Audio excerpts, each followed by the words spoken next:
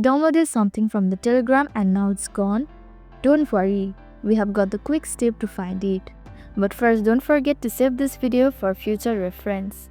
Hello everyone, I'm Jasmine from Take My Life and today I'll walk you through the process of how to check Telegram download file. It's pretty simple and quick, so let's get started with the video. First, open the File Manager app on your screen and tap on the search icon usually at the top of the app. Type the file name or related keywords, or you can just type Telegram. Wait for the result to load. Scroll to the listed file and tap the one you are looking for.